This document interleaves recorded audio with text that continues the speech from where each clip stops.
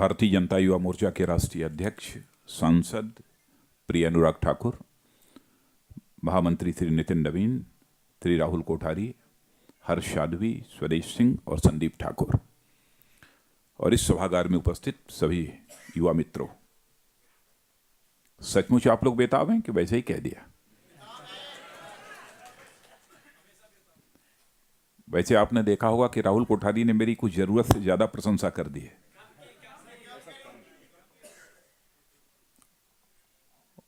और उन्होंने बिल्कुल प्लान्ड वे में मेरी वैल्यू आप लोगों के सामने बढ़ाने की कोशिश की है। ये सच है। मैं यही सोच रहा था कि इनके ऊपर भी इन्फ्लेशन का, महंगाई का असर है। आजकल हर चीज की वैल्यू बढ़ रही है, शायद उसी रॉ में उन्होंने हमारी भी वैल्यू बढ़ाने की कोशिश की है। मित्रों, मैं सबसे पहले आप सभी को अपनी तरफ से शुभकामनाएं देता हूं और मैं ईश्वर से यही प्रार्थना करता हूं कि हमारे सभी नौजवानों के अंदर वह योग्यता, क्षमता और प्रतिभा दे ताकि भारत को हम जैसा महान भारत बनाना चाहते हैं वैसा महान भारत बनाने में हमें कामयाबी हासिल हो सके। इसलिए आप सबको शुभकामनाएं देता हूं। और हम ऐसे देश के नागरिक हैं जिस देश में अप्रॉक्सीमेटली 65% पॉपुलेशन हमारे नौजवानों की है। माने हम यह कह सकते हैं, इतनी बड़ी यूथ फोर्स इस कंट्री में यदि किसी भी कंट्री के पास है तो वह केवल और केवल भारत के पास है और दुनिया में किसी के पास नहीं है। इतनी बड़ी यूथ फोर्स जिसके पास हो, जिसके पास नेचुरल रिसोर्सेस की किसी भी प्रकार की कोई कमी ना हो, उस मामले में भी सारी दुनिया में एक अपनी साख रखता हो, वह देश आज भी पिछड़ा हुआ देश हो और दुनिया के गरीब देशों में, दुनिया के सर्वाधिक बेरोजगार देशों में भारत की गणना हो तो मैं समझता हूं इससे बड़ी चुनौती हमारे देश के नौजवानों के लिए और कोई दूसरी नहीं हो सकती है। भारतीय जनता पार्टी ने बहुत सोच समझकर भारतीय जनता युवा मोर्चा के माध्यम से हिंदुस्तान के सारे नौजवानों को पार्टी के साथ जोड़ने का फैसला किया है, क्योंकि बिना इनकी क्षमता का उपयोग किए हम भारत को जैसा भारत बनाना चाहते हैं वह हमारा स्वप्न कभी साकार नहीं हो पाएगा। यह हमारी सोच है। और भारत के इतिहास के पन्नों को यदि हम पलट कर देखें तो स्वाभाविक रूप से हम इस नतीजे पर पहुंचेंगे कि पहली बार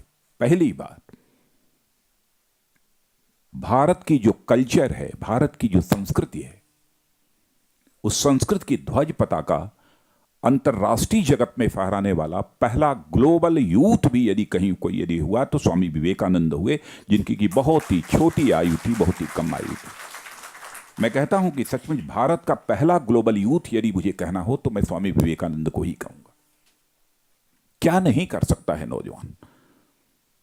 संत महात्माओं के बारे में भी विचार करता हूं, तब भी मैं देखता हूं बड़ा काम यदि किया है कम आयु में। शंकराचार्य का हमने नाम सुना होगा, तो वो भी उन्होंने 16 साल किया आयु में ही करिश्मा किया था। नौजवानों के अंदर अद्भुत क्षमता है और मैं मानता हूं कि वह केवल अपना ही भाग्य बना नहीं सकते हैं बल्कि भारत के भाग्य को भी बना सकते हैं, भारत के भाग्य को भी सुधार सकते हैं। यह क्षमता हमारे नौजवानों के अंदर है।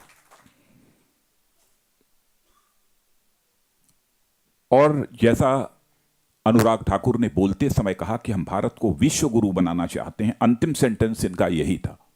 यहीं से अपनी बात की मैं शुरुआत करना चाहता हूं। भारत को यदि आप विश्व गुरु बनाना चाहते हो तो आपकी सोच एकांगी नहीं होनी चाहिए, वन साइडेड नहीं होनी चाहिए। भारत आर्थिक दृष्टि से विकसित, इकोनॉमिकली डेवलप्ड यदि कंट्री बन जाता है तो इसी से भारत विश्व गुरु नहीं बन सकता है। वैसे तो भारतीय जनता पार्टी के बारे में हमारी जो पॉलिटिकल अपोनेंट्स हैं हमारे ऊपर यह आरोप लगाते हैं, कहते हैं कि भारतीय Janata party is the Hindu fundamentalist party. हमको यह कहा जाता है। लेकिन आप नौजवानों को मैं बतलाना चाहता हूं, पूरी ईमानदारी से बतलाना चाहता हूं कि भारतीय Janata party is the only political party of this country which is not a fundamentalist party, but development oriented national political party. Bharat को हम एक सुपर इकोनॉमिक पावर, विश्व की एक आर्थिक महाशक्ति तो हम बना सकते हैं, लेकिन विश्व गुरु नहीं बना सकते। कैसे होगा? हम चाहते हैं कि इकोनॉमिक डेवलपमेंट भी भारत का हो, और भारत के कल्चर, भारत के संस्कृति की जो सबसे बड़ी ताकत है, स्पिरिचुअल डेवलपमेंट भी हो। Economic plus spiritual. नौजवानों, जरा इस बात की तरफ ध्यान देना। मैं जानता हूं कि आज का एजुकेशन सिस्टम स्पिरिचुअलिज्म के बारे में जितनी गहरी जानकारी दी जानी चाहिए, आज के एजुकेशन सिस्टम से वो हमारे नौजवानों को नहीं प्राप्त हो पाती है। कोई ये कह सकता है कि मैं स्पिरिचुअलिज्म की बात नौजवानों के सामने कर रहा हूं। मंदिर में जाकर पूजा करना, मस्जिद में जाकर इबादत करना, गिरजाघर में जाकर सजदा करना, यह स्पिरिचुअलिज्म नहीं है, यह अध्यात्म नहीं है। मनुष्य होल यूनिवर्स में, पूरी सृष्टि में, यदि कोई सचमुच मन प्रधान प्राणी है, मन जो मनुष्य को गवर्न करता है, यदि मन प्रधान यदि कोई प्राणी है तो वह केवल मनुष्य है। शेष प्राणी हमारे यहां हृदय प्रधान माने गए हैं। मन से ही भावनाएं पैदा होती हैं। यह सच है कि नहीं है? इसीलिए मनुष्य के बारे में कहा गया है कि मनुष्य भावना प्रधान प्राणी है। मैं सभी बच्चों से यह मैं कहूंगा कि ध्यान से इस बात को सुनना। इसीलिए मनुष्य के पास मन होता है, मन से ही भावनाएं पैदा होती हैं। इसीलिए मनुष्य को कहा गया है कि मनुष्य भावना प्रधान प्राणी होता है। लोग ये कहते हैं कि भावना से क्या होता है साहब? पति पत्नी का रिश्ता भावनाओं का रिश्ता होता है, खून का रिश्ता नहीं होता है।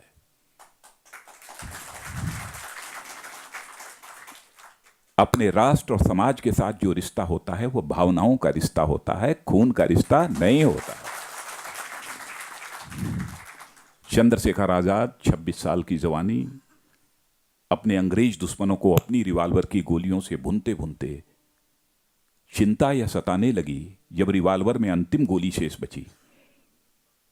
कहीं विदेशियों के रिवाल्वर की विदेशी गोली हमारे जिस्म में प्रवेश कर हमारे जिस्म को नापाक न कर दे, इसलिए राष्ट्रीय स्वाभिमान, नेशनल प्राइड के धनी चंद्रशेखर आजाद ने अपने ही रिवाल्वर की अंतिम गोली अपने सीने में दाग लेने का काम किया था।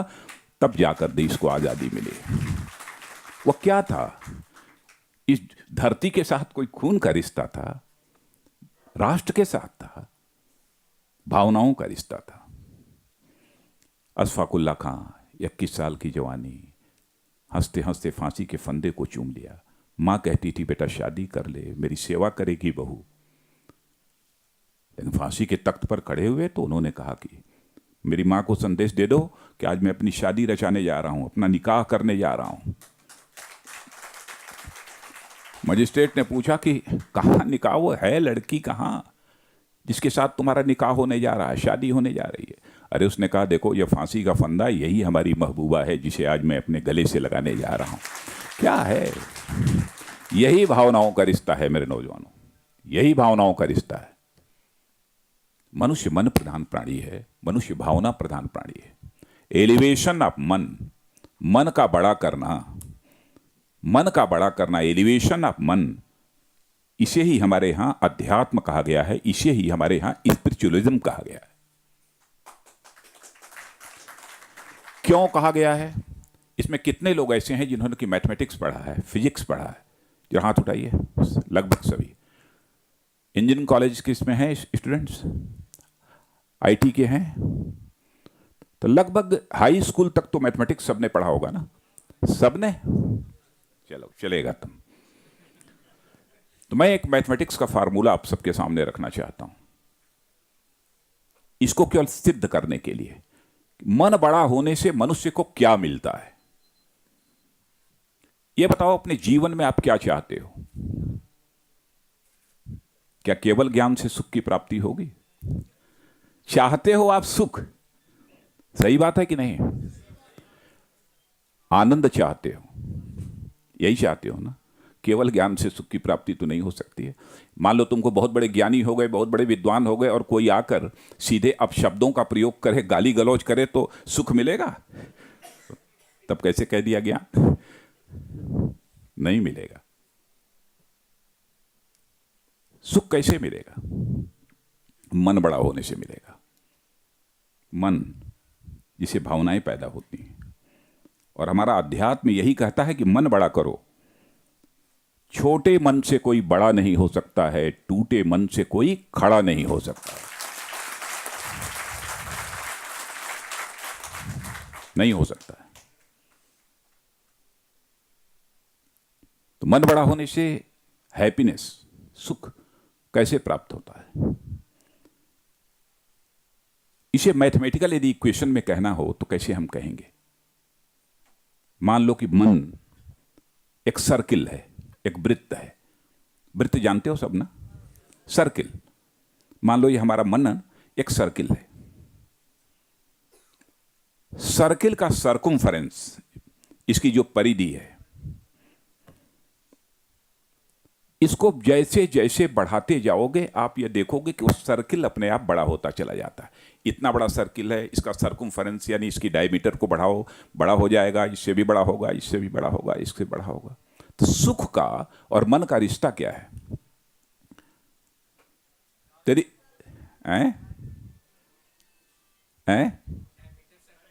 डायमीटर और सर्कमफेरेंस का।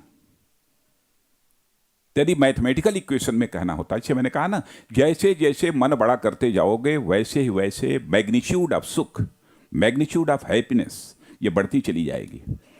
इसे मैथमेटिकल इक्वेशन में यदि कहना हो तो मैं कह सकता हूं कि सर्कमफेरेंस ऑफ मन is directly proportional to the magnitude of सुख। होगा ना? अभी आप ये कहोगे क्या भारत में ऐसा था? मैं कहूंगा हां। तो आप कहोगे कहां था? ये बताओ, दुनिया में वसुधैव कुटुंबकम का उद्घोष किस धरती से हुआ है? पूरी भारत की धरती से हुआ है। हमने केवल भारतवासियों को ही अपने परिवार का सदस्य नहीं माना है, बल्कि पूरे विश्व को अपने परिवार का सदस्य माना है। क्रीडवंतो विश्वमार्यम, हम भारत को ही श्रेष्ठ नहीं बनाना चाहते हैं, बल्कि सारे विश्व को श्रेष्ठ बनाना चाहते हैं। यह सोच, यह चिंतन, यह मन का बड़प्पन यदि किसी भी देश में रहा है तो केवल भारत में रहा है। बहुत अच्छे 50 उदाहरण हैं, लंबा नहीं करूंगा। मन बड़ा होना चाहिए। इसीलिए मैं कहता हूं कि जब तक मन बड़ा नहीं होगा तब तक आप विश्वगुरु नहीं बन सकते। मन बड़ा होने से ही कोई व्यक्ति आध्यात्मिक होता है, स्पिरिचुअल होता है। तो भारत को सचमुच हमें विश्वगुरु के पद पर यदि बैठाना है तो इसका आर्थिक विकास भी होना चाहिए और साथ ही साथ आध्यात्मिक विकास भी होना चाहिए, तभी हम विश्वगुरु बन सकते हैं। तो एक सवाल आपके दिमाग में यह खड़ा होगा, तो भारतीय जनता पार्टी थी, पॉलिटिकल पार्टी है, to achieve the target of power. ऐसा नहीं है।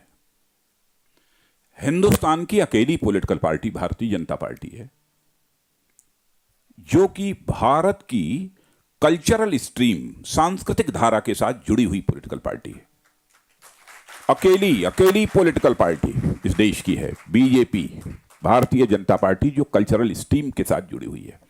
इसीलिए हमने अपनी आइडियोलॉजी को जो स्वीकार किया है वह कल्चरल नेशनलिज्म किया है। हमारी कल्चरल नेशनलिज्म, सांस्कृतिक राष्ट्रवाद की आइडियोलॉजी, यह हमारी आइडियोलॉजी है। किसी पॉलिटिकल पार्टी के पास अपनी कोई आइडियोलॉजी नहीं है, कोई दर्शन नहीं है। और आप जानते हो हिंदी में दर्शन किसे कहते हैं? मालूम है किसी को? नहीं मालूम। दर्शन जो मनुष्य को जीवन में दिशा भी दे और साथ ही साथ दृष्टि भी दे, उसे ही दर्शन कहते हैं। तो दिशा और दृष्टि देने की आइडियोलॉजी यदि किसी के पास है तो केवल और केवल भारतीय जनता पार्टी के पास। यह है हमारा सांस्कृतिक राष्ट्रवाद।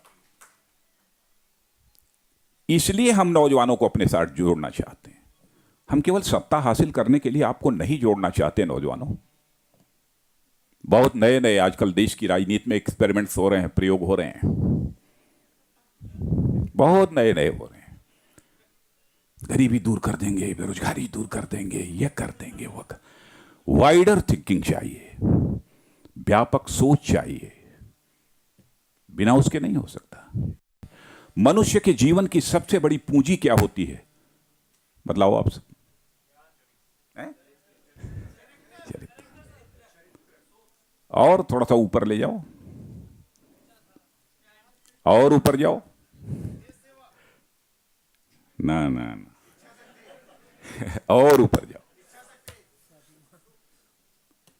मनुष्य के जीवन की सबसे बड़ी, समाज में यदि काम करना चाहते हो तो सबसे बड़ी पूंजी होती है क्रेडिबिलिटी, विश्वसनीयता। सबसे बड़ी पूंजी। लोगों का दिल जीतना चाहते हो, लोगों को जोड़ना चाहते हो। आजकल की नए एक्सपेरिमेंट्स में हो क्या रहा है, जो नए प्रयोग आजकल चल रहे हैं, क्या हो रहा है? आज कहते हैं कुछ, कल जब सत्ता आ जाती है पलट जाते हैं। है कि नहीं है? चावल पका कि नहीं पका, यह देखने के लिए पूरे चावल को ऐसे से करके सबको नहीं देखा जाता है पक गया कि नहीं, एक पकड़ा जाता है। यानी एक बार क्रेडिबिलिटी लॉस यदि हो गया तो जो बुद्धिमान होगा वह समझ जाएगा, एक बार क्रेडिबिलिटी लॉस होने के बाद जो है फिर उस पर यकीन नहीं किया जा सकता। सबसे बड़ी पूंजी होती है। बहुत सोच समझकर हम लोगों ने यह फैसला किया है। बीजेपी भारतीय जनता पार्टी की यूथ विंग बनाई है, और मुझे कहते हुए खुशी है कि हमने अपने प्रेसिडेंट को भी जिसे बनाया है वो बहुत ही डायनेमिक, और जिसका कि पार्लियामेंट में भी बहुत ही अच्छा परफॉर्मेंस रहता है, अनुराग ठाकुर, जिसके पास एक सोच है जो नौजवानों को एक दिशा दे सकता है। हम केवल गुमराह करने के लिए नौजवानों के बीच नहीं जाना चाहते। कैंपस एम्बेसडर प्रोग्राम इन्होंने तय किया है। जिसके पास इमेजिनेशन होगा, जिसके पास काल्पनिक क्षमता होगी, वही इस काम को कर सकता है। मैं सारे नौजवानों को, हमारे नितिन हैं, राहुल हैं, संदीप हैं, हर्ष हैं, स्वदेश हैं, बहुत अच्छे लोग हैं सब। कैंपस में हम इसलिए जाना चाहते हैं कि हमारा नौजवान गुमराह न होने पाए। मटेरियलिस्टिक वैल्यूज, भौतिकवादी जीवन, भौतिकवादी माने जहां पर खाओ, कमाओ, खाओ, मौज करो। ऋणम कृत्वा घृतम पीवेत यावत जीवेत सुखम जीवेत। खूब कर्ज लो, घी पियो, सुख से जियो, चाहे दुनिया बाढ़ में जाए। हम इस दर्शन में विश्वास नहीं करते। यदि हमको यही करना होता तो भगवान जानवर न बना दिया होता। मनुष्य क्यों बनाया? मनुष्य बनाया है क्योंकि man is a social creature. मनुष्य एक सामाजिक प्राणी है, केवल पारिवारिक नहीं है, सामाजिक प्राणी है। समाज, हमको यदि कहना हो समाज, तो समाज हम केवल अपनी जाति को नहीं कहते, हम अपने धर्मावलंबियों को ही केवल समाज नहीं मानते, हम केवल भारतवासियों को ही समाज नहीं मानते, हम सारे विश्व का जो परिवार है पूरे समाज को मानते, उस सबको समाज मानते हैं। इतनी वाइडर पर्सपेक्टिव में सोचने वाली यह भारतीय जनता पार्टी है। इसीलिए इस कैंपस एम्बेसडर प्रोग्राम के माध्यम से हम देश के नौजवानों को जोड़ना चाहते हैं। यह काम तो ऑनलाइन चलेगा, लेकिन ऑफ द लाइन भी सिग्नेचर कैंपेन चलाने का फैसला बीजेवाईएम ने किया है। मैं अपने सभी नौजवानों को बधाई देता हूं, इन्हें शुभकामनाएं देता हूं, इन्हें आशीर्वाद देता हूं। जोड़ो मित्रों। और आप कहोगे कि राजनीति तो दलदल है, राजनीति में बहुत गंदी है, सब झूठ बोलते हैं, सब बड़े गड़बड़ हैं, सब भ्रष्ट हैं। दुनिया को मत देखो, अपने को देखो। हम यदि जाएंगे तो हम सुधारेंगे। यह कन्विक्शन अपने अंदर होना चाहिए। यदि यह कहीं गड़बड़ भी होगा, लेकिन मैं भी राजनीति में काम कर रहा हूं, मैं कहता हूं सब गड़बड़ नहीं होते। अब आप ये पूछोगे कि आप राजनीति में क्यों चले आए। मैं भी फिजिक्स से एमएससी हूं, मैं भी टीचर था, हमने भी रिसर्च किया है, लेकिन डॉक्टरेट की डिग्री नहीं ली है। ऑनरेरी मिल गई होगी वो अलग की बात है, रिसर्च किया था, पूरा किया था। लेकिन उस समय मैंने, जब उत्तर प्रदेश का जब मैं एजुकेशन मिनिस्टर था, तो उस समय मैंने एक एंटी कॉपिंग ऑर्डिनेंस जारी किया था। मास कॉपिंग होती थी वहां, और जब यह ऑर्डिनेंस जारी किया, नकल रोकने का ऑर्डिनेंस, और उसके बाद जब मैंने नकल रोकी तो पहले रिजल्ट वहां 70%, 75%, 80% होता रहता था। और जब मैं एजुकेशन मिनिस्टर बना तो हमारे सारे मित्र विरोध कर रहे थे कि पार्टी डूब जाएगी, कैसी राजनीति आप कर रहे हो। मैंने कहा हम राजनीति करते हैं तो केवल सरकार बनाने के लिए राजनीति नहीं करते, हम राजनीति करते हैं तो देश बनाने के लिए राजनीति करते हैं। और वह नकल विरोधी कानून लागू किया था, तो राजनीति को हम किस रूप में स्वीकार करते हैं। राजनीति यह शब्द दो शब्दों को मिलाकर बना हुआ है, राज और नीति। नीति यह संस्कृत के नए धातु। संस्कृत इस देश की नहीं, सारे विश्व की सबसे समृद्धशाली भाषा है, सबसे रिच लैंग्वेज है। संस्कृत का आज का लोप होता जा रहा है, यह विडंबना है।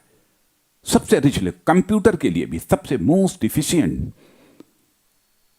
और सबसे एप्रोप्रिएट यदि कोई लैंग्वेज है तो हमारी संस्कृत की है। इसीलिए मैं एजुकेशन मिनिस्टर रहते हुए वैदिक मैथमेटिक्स लागू की थी,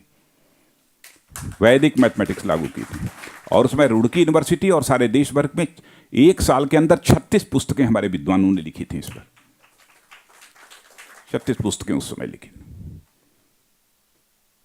कंप्यूटर की एफिशिएंसी को भी बढ़ाना चाहते हैं तो संस्कृत लैंग्वेज बहुत ही इंपॉर्टेंट है।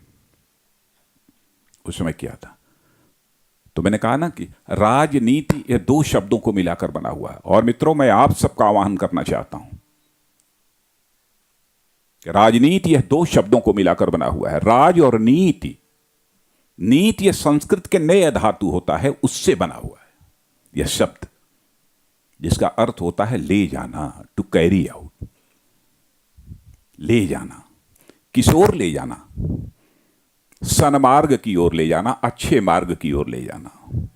ऐसा पॉलिटिकल सिस्टम जो समाज को अच्छे मार्ग पर यानी सन्मार्ग पर ले जाने का काम करे, उसे ही हम राजनीति कहते हैं, उसे ही हम राजनीति। ऐसा राज जो समाज को सन्मार्ग की ओर ले जाने वाला हो, उसे ही हम राजनीति कहते हैं। भारत की राजनीति की सबसे बड़ी विडंबना यही है कि यह भारत की राजनीति, यह शब्द भी खो चुकी है, इस शब्द का अर्थ भी खो चुकी है, इसका भाव भी खो चुकी है। आइए, मैं आपके माध्यम से आपका भी और सारे देश के नौजवानों का आह्वान करना चाहता हूं कि हम यह संकल्प लें कि राजनीति, इस शब्द का जो खोया हुआ अर्थ और खोया हुआ भाव, दोनों का मतलब समझ रहे हो आप ना? खोया हुआ इसका अर्थ, इसकी मीनिंग और इसका भाव, हम जब तक भारत की राजनीति में पुनः स्थापित नहीं कर लेंगे तब तक हम चैन की सांस नहीं लेंगे। इस संकल्प के साथ हम सबको आगे बढ़ने की जरूरत है। और मित्रों, हमारी शुभकामनाएं हैं आप सबको। बढ़िए, पूरी ताकत के साथ बढ़िए। काम बड़ा है और जरूरत होगी तो फिर मिलेंगे कि नहीं मिलेंगे? फिर मिलेंगे। बहुत बहुत शुभकामनाएं आप सबको।